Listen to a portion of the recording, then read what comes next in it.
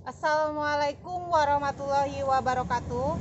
Teman-teman, kembali lagi di channelnya RA Plan, channel yang dimana memberikan inspirasi dan tips-tips seputar tanaman.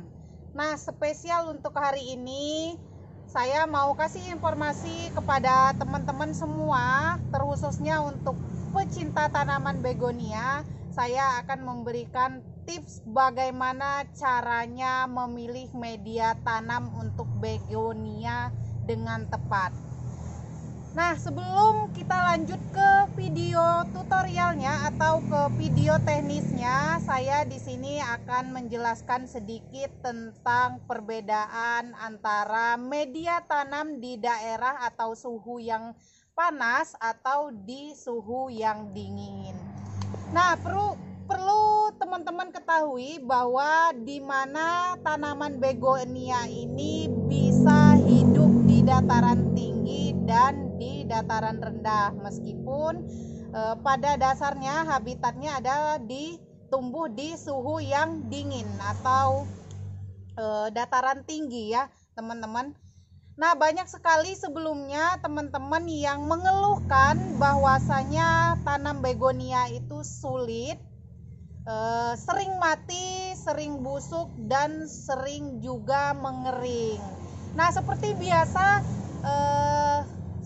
biasa ketika saya bikin video, saya nggak bisa memberikan informasinya ketika saya tidak ada contohnya. Jadi ini saya udah ada contohnya ya teman-teman, seperti yang teman-teman lihat saat ini udah ada media dan sudah ada jenis-jenis tanaman yang akan saya pisahkan atau akan saya reporting.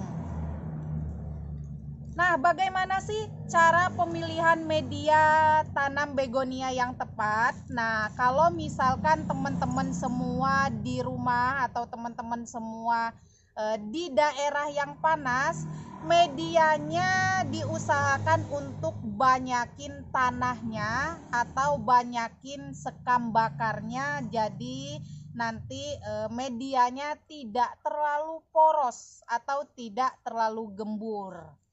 Nah, kalau misalkan teman-teman semua di dataran tinggi atau suhunya yang dingin, sejuk, itu nggak apa-apa, terlalu poros seperti humus bambu dibanyakin, sekam mentah fermentasi, itu dibanyakin nggak apa-apa. Itu poros nggak apa-apa karena suhunya dingin.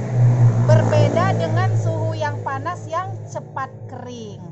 Nah, intinya adalah kalau misalkan dataran tinggi atau suhu yang dingin itu cukup medianya yang poros, jadi sirkulasi udara atau ketika kita siram itu mudah untuk keluar airnya. Tapi kalau misalkan di suhu panas, kebetulan saya suhu panas, ini saya banyak tanahnya dan saya hanya menggunakan humus bambu dan menggunakan sekam bakar. Sekam bakar ini sifatnya adalah pendingin atau penyejuk media. Nah ini ya teman-teman, kenapa saya bisa membedakan antara suhu dingin dan suhu panas. Karena kebetulan saya juga daerahnya panas atau suhunya panas banget. Tapi saya ambil atau saya beli di petaninya itu suhunya dingin. Ini seperti ini ya teman-teman. Kalau suhu dingin itu nggak cepat kering, medianya seperti ini ya teman-teman.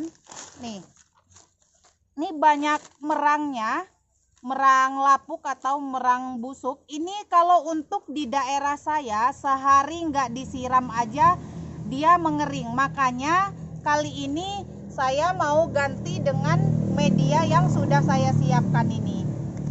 Nah, seperti yang biasa saya sarankan kepada teman-teman semua, kalau ketika kita beli online posisinya seperti ini ya teman-teman, kita medianya kalau baru pindah usahakan jangan yang ada pupuk kandangnya, karena ibarat kita masih bayi, ibaratnya manusia belum butuh makan atau belum butuh nutrisi yang banyak ya. Jadi yang dibutuhkan adalah adaptasi atau penyesuaian.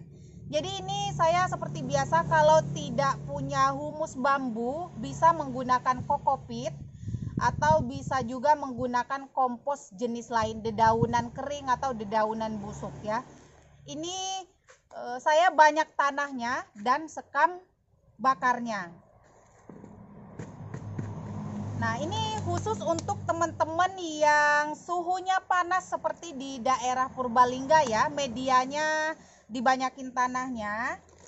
Nah, ini saya punya Puradan, sekali lagi ini nggak di endorse, tapi karena memang ini wajib punya, wajib pakai, jadi kalau kita sudah merasakan manfaatnya tidak ada salahnya kita merekomendasikan. Ini adalah Puradan, kita kasih di bagian tengah-tengah media. Nah, secukupnya aja. Nah, seperti ini ya teman-teman. Nih, tujuannya ini adalah nanti biar tidak ada serangga, tidak ada bakteri atau tidak ada hama media ya, atau kutu-kutuan media. Ini fungsinya untuk kutu-kutuan media itu ya, untuk mencegah timbulnya penyakit pada akar. Nah, biasanya kenapa dikasih Puradan?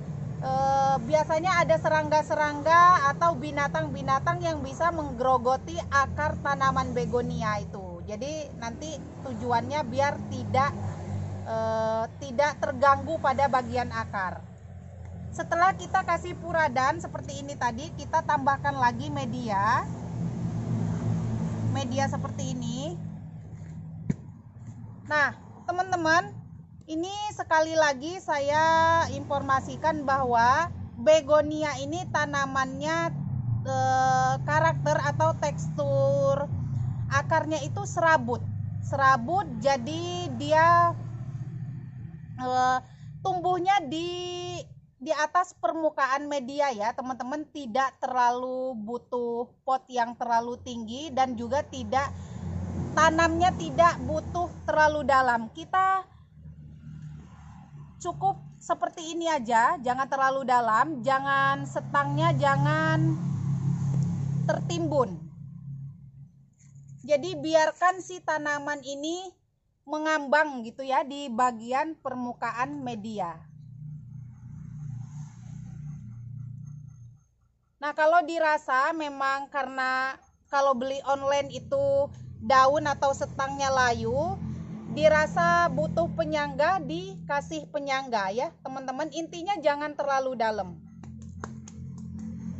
Nah, ini kenapa saya nggak pernah pakai pupuk kandang di awal, karena saya suka pakai pupuk susulan. Ini sama juga dengan pupuk kandang, cuman ini yang diambil adalah sari-sarinya ya, jadi tinggal nutrisinya aja. Ini pupuk susulan bisa, pupuk dasar bisa. Jadi ketika dia memang sudah sehat, sudah sekitar 2 mingguan, baru saya kasih pupuk Supernasa ini. Kalau misalkan teman-teman nggak punya, bisa pakai pupuk kandang, cukup dengan ditaburkan di permukaan media. Catatannya adalah ketika si tanaman udah sehat. Nah, seperti ini. Nih, saya contohkan satu lagi media tanam yang di dataran tinggi atau suhu yang sejuk tuh. Gembur banget ya teman-teman, banyak sekam mentahnya. Ini akan saya ganti karena kalau di daerah panas dia akan mengalami kekeringan atau cepat kering gitu. Jadi kita butuh sering-sering nyiram. Nah, itu tadi ya teman-teman, intinya adalah cara membedakan media tanam di daerah panas dan daerah dingin adalah kalau daerah panas cukup dibanyakin tanahnya supaya tidak gampang kering. Tapi kalau untuk di dataran tinggi dibanyakin sekamnya biar gembur atau poros, itu nggak apa-apa. Ini tanian sendiri, memang medianya udah banyak tanahnya. Kalau yang seperti ini saya beli. Kalau yang seperti ini beli, saya mau nggak mau harus ganti. Nah, itu tadi ya video tips memilih media tanam untuk daerah atau suhu panas dan dingin. Semoga sedikit membantu untuk teman-teman semua. dan saya tidak akan pernah takut untuk dikritik, dan saya juga berterima kasih untuk teman-teman yang sudah memberikan saran. Jika ada beberapa atau sesuatu yang tidak jelas atau masih kurang dipahami, saya selalu menyertakan nomor WhatsApp untuk konsultasi di deskripsi. Jadi bisa hubungi saya. Jadi untuk teman-teman pecinta tanaman begonia, tidak harus order dengan saya, tidak harus beli dengan saya, free konsultasi. Jadi kita sama-sama belajar ke depannya, kita berusaha untuk menjadi jauh lebih baik lagi. Ketika kita masih gagal, kita berusaha untuk membenahi atau memperbaiki. Nah, itu tadi ya teman-teman, pokoknya untuk teman-teman yang masih kurang paham atau kurang mengerti, masih kurang puas, boleh tanya-tanya di nomor WhatsApp yang saya sertakan di deskripsi.